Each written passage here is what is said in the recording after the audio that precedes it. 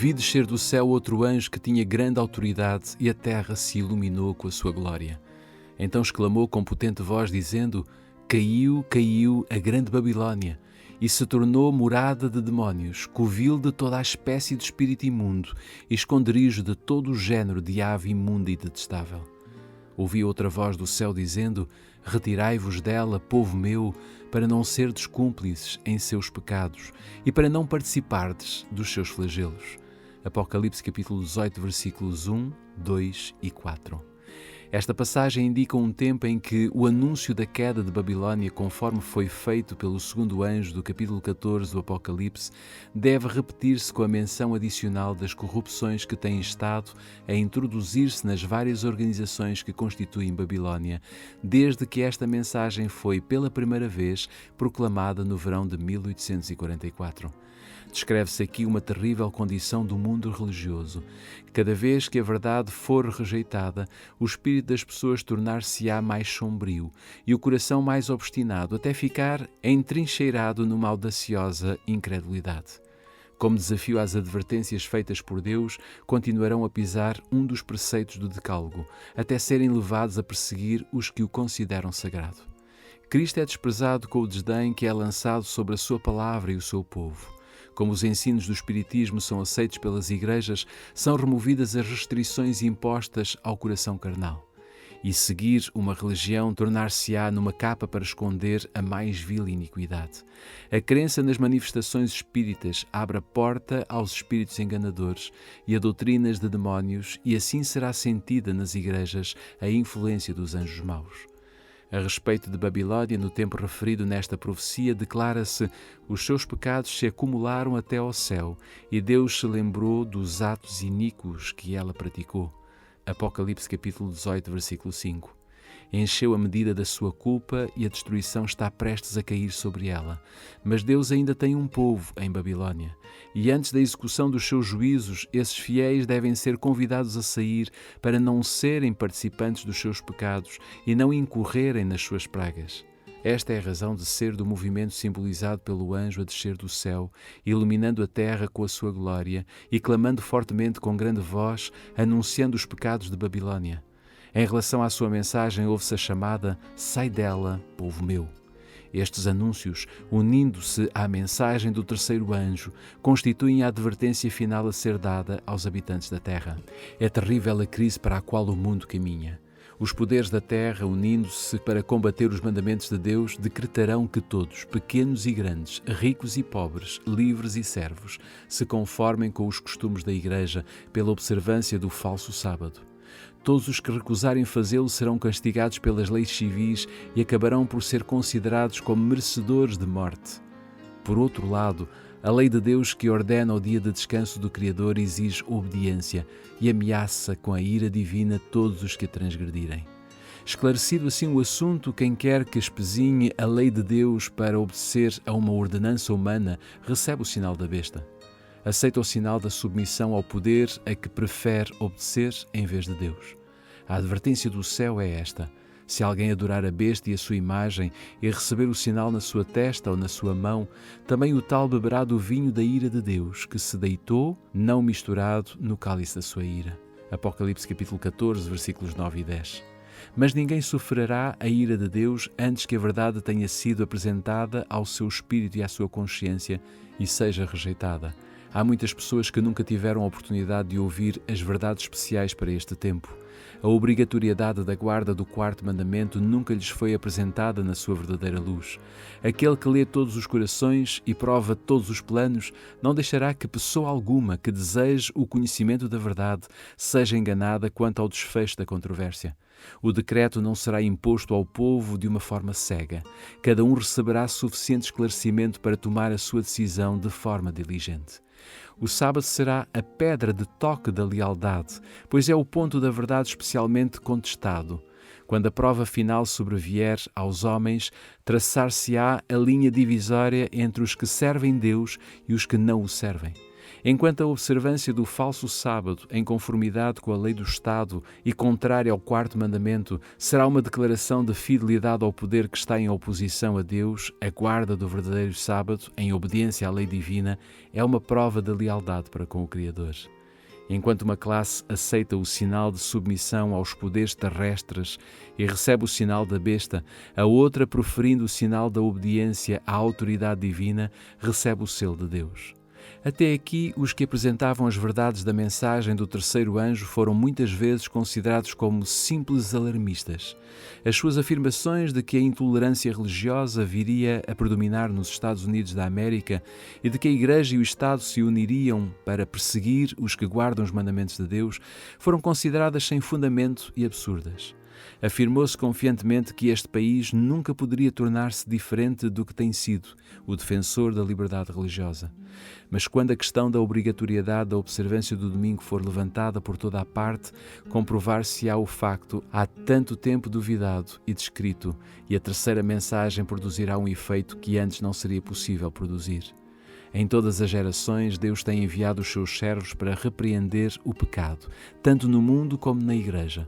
Mas o povo deseja que se lhes diga coisas agradáveis e a verdade clara e pura não é aceite. Muitos reformadores, ao iniciarem o seu trabalho, decidiram exercer grande influência ao atacar os pecados da Igreja e da nação. Esperavam, pelo exemplo de uma vida cristã pura, fazer com que o povo voltasse às doutrinas da Bíblia.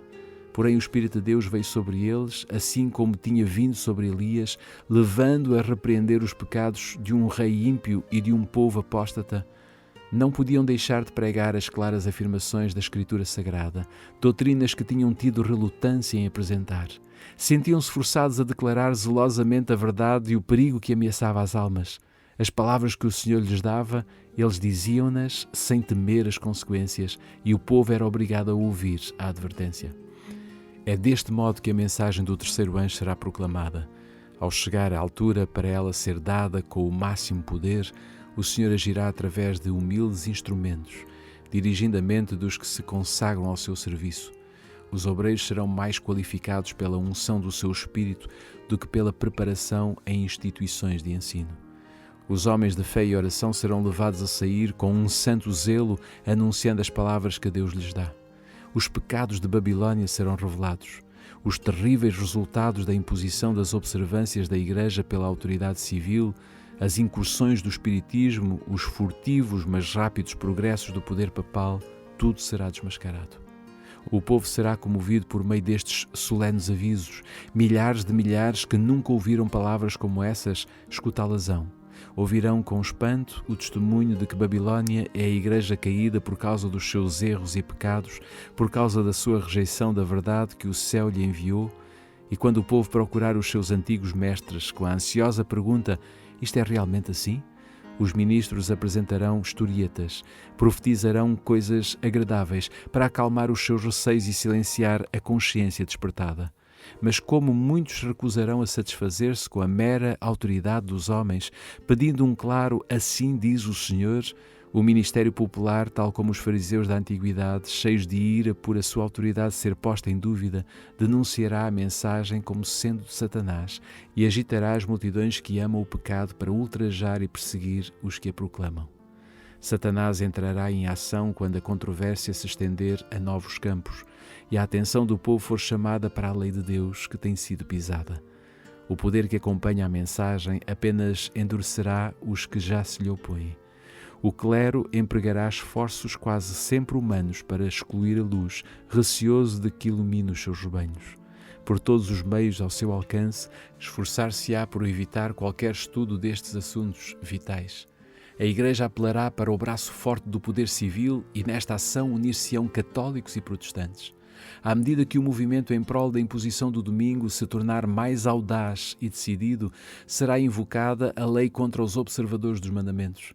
Serão ameaçados com multas e prisão e serão oferecidas a alguns posições de influência e a outras recompensas e vantagens como engodo para renunciarem à sua fé. Mas a sua perseverante resposta será: mostrai-nos pela palavra de Deus o nosso erro. a mesma que foi apresentada por Lutero sob idênticas circunstâncias. Os que forem citados perante os tribunais defenderão corajosamente a verdade, e alguns que os ouvirem serão levados a decidir guardar todos os mandamentos de Deus. Assim a luz chegará a milhares de pessoas que de outra maneira nada saberiam destas verdades. A conscienciosa obediência à palavra de Deus será considerada como rebeldia. Cego por Satanás, o pai exercerá dureza e severidade para com o filho crente. O patrão ou a patroa oprimirá o empregado que observa os mandamentos. A afeição será alienada. Filhos serão deserdados e expulsos do lar. Cumprir-se-ão literalmente as palavras de Paulo: todos os que piamente quiserem viver em Cristo Jesus padecerão perseguições. 2 Timóteo capítulo 3, versículo 12. Como os defensores da verdade se recusem a honrar o descanso dominical, alguns serão presos, exilados e outros tratados como escravos. Para a sabedoria humana, tudo isto parece agora impossível. Mas, ao ser retirado dos homens o Espírito de Deus, que tem o poder de os reprimir, e quando eles ficarem sob o governo de Satanás, que odeia os preceitos divinos, hão de acontecer estas coisas estranhas. Quando o temor e o amor de Deus são removidos, o coração pode tornar-se muito cruel. Ao aproximar-se a tempestade, uma numerosa classe que tem afirmado a sua fé na mensagem do terceiro anjo, mas não tem sido santificada pela obediência à verdade, abandona a sua posição, passando para as fileiras do adversário. Unindo-se ao mundo e participando do seu espírito, chegaram a ver as coisas quase sob a mesma luz. E em vindo a prova, estão prontos a escolher o lado fácil, popular. Homens de talento e atitudes agradáveis que se tinham já regozijado na verdade, empregam a sua capacidade em enganar e desviar as almas. Tornam-se nos piores inimigos dos seus antigos irmãos. Quando os observadores do sábado forem levados perante os tribunais para responder pela sua fé, estes apóstatas serão os mais ativos agentes de Satanás, representando falsamente o seu caráter e acusando-os através de falsos boatos e insinuações, incitando os governantes contra eles. Neste tempo de perseguição, a fé dos servos do Senhor será provada. Deram fielmente a advertência, seguindo apenas Deus e a sua palavra. O Espírito Divino, agindo no seu coração, forçou-os a falar.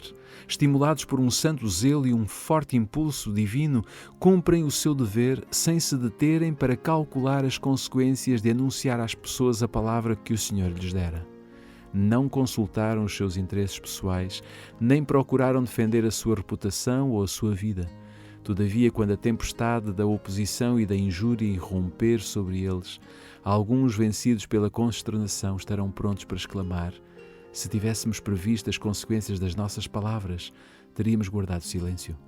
Então, cercados de dificuldades, Satanás assalta-os com cruéis tentações. A obra que empreenderam parece muito além da sua capacidade de a levarem a bom termo. Estão quase a sucumbir. Foi-se o entusiasmo que os animava, contudo não podem voltar. Então, sentindo o seu completo desamparo, refugiam-se naquele que é poderoso, à procura de auxílio. Lembram-se de que as palavras que disseram não eram suas, mas daquele que os mandou dar a advertência. Deus pôs a verdade no seu coração e não poderiam eximir-se de a proclamar.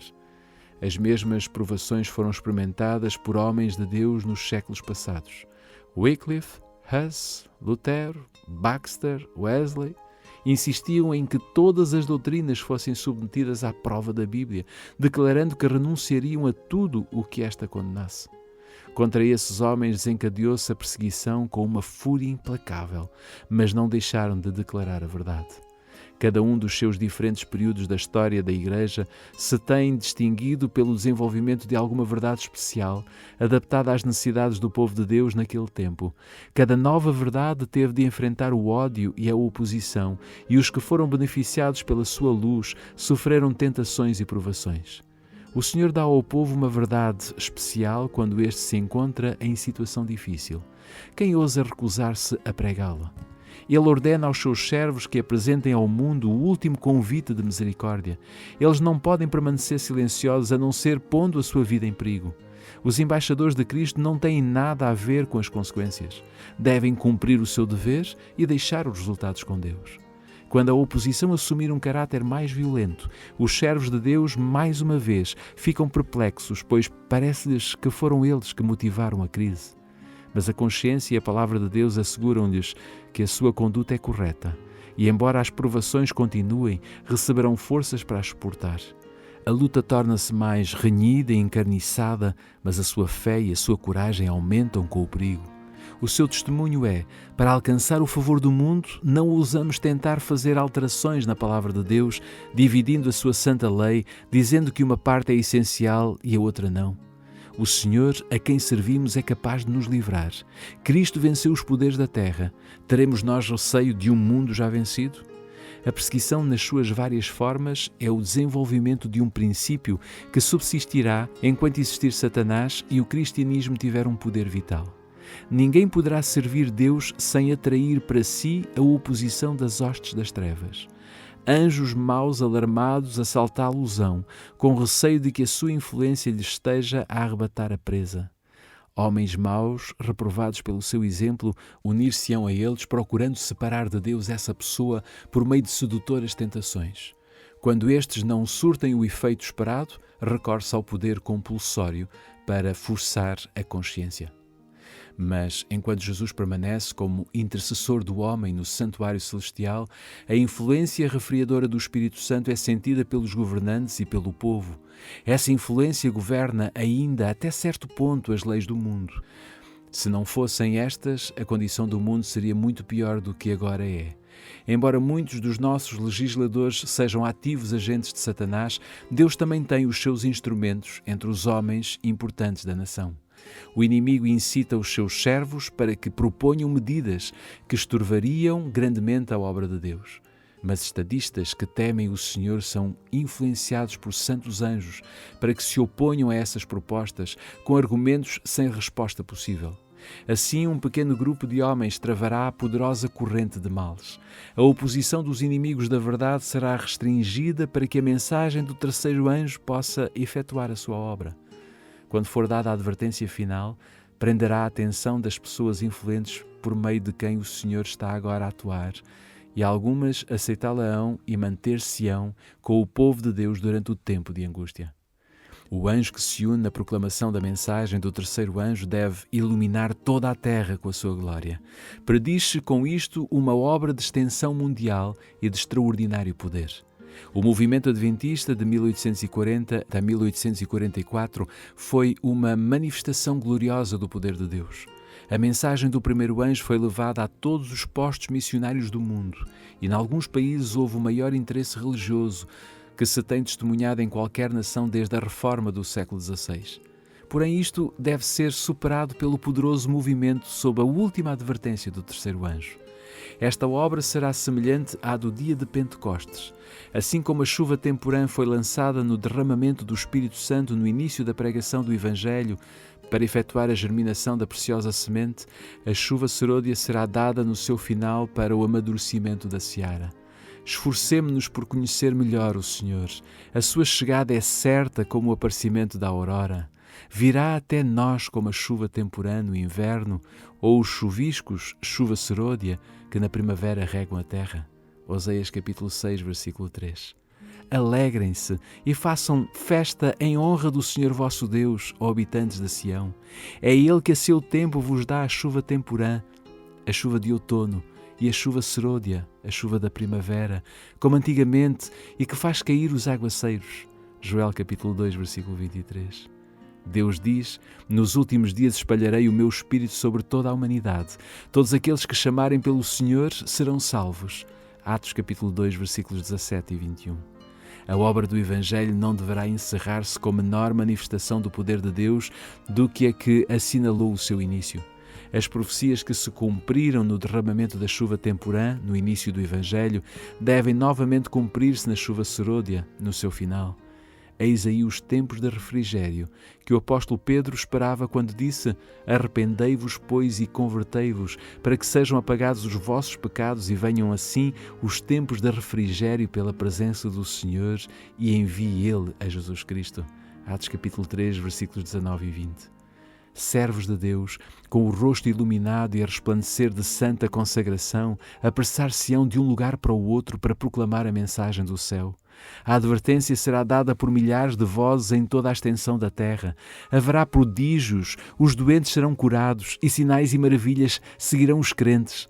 Satanás também opera com prodígios de mentira, fazendo mesmo descer fogo do céu à vista dos homens. Está escrito em Apocalipse capítulo 13, versículo 13. Assim os habitantes da terra serão levados a decidir-se. A mensagem há de ser levada não tanto por argumentos como pela convicção profunda do Espírito de Deus.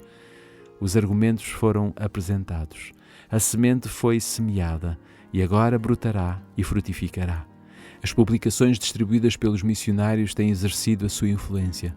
Todavia, muitos dos que ficaram impressionados foram impedidos de compreender completamente a verdade ou de lhes obedecer. Agora, os raios de luz penetram por toda a parte. A verdade é vista na sua clareza e os leais filhos de Deus cortam os laços que os têm retido. Laços de família, relações na igreja, são impotentes para os deter agora. A verdade é mais preciosa do que tudo mais. Apesar das forças arregimentadas contra a verdade, um grande número coloca-se ao lado do Senhor.